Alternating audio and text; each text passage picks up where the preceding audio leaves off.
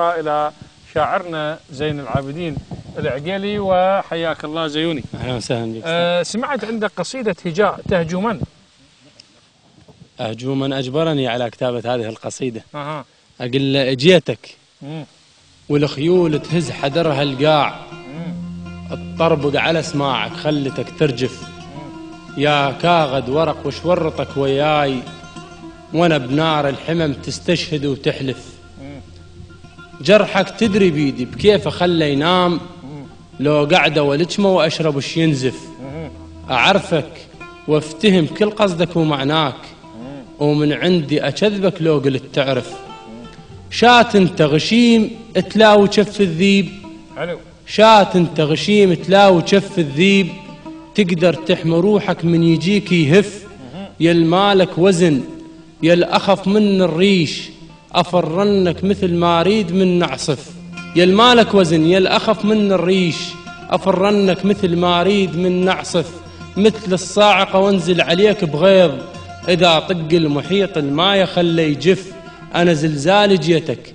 وانت تعرف زين بالزلزال يقدر يحرق ويخسف، طلع ريشك نعم طلع ريشك نعم، بس لا تظن تطير، مخاطرها كثيرة وبيك تبقى تحف، تدرين صقر لا تنفش الريشات، وياك منحط بالي بكيف أظل انتف، لا تغترب صوتك لا تغترب صوتك، عندك انكر صوت من تصيح حذرك لا تظن تعزف، أدلة هواية عندي وانت جرمك صار واضح، والحكم وياك ما يؤسف، انتقام انزل عليك ولا شفيع يفيد، انتقام انزل عليك ولا شفيع يفيد، ونصح انك دمع تمساح لا تذرف، عذرك ما يفيدك لان عرفتك زين، من طبعك الوعدك تنكر وتخلف.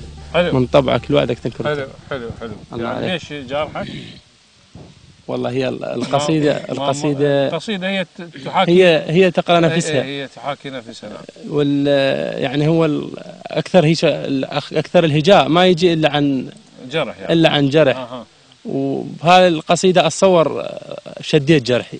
يعني يندمج الجرح بهكذا قصائد يعني؟ والله نوعا ما يعني. أحس يغني على جروحي، يريحني هيك. حلو. نروح لعبد الله العباس.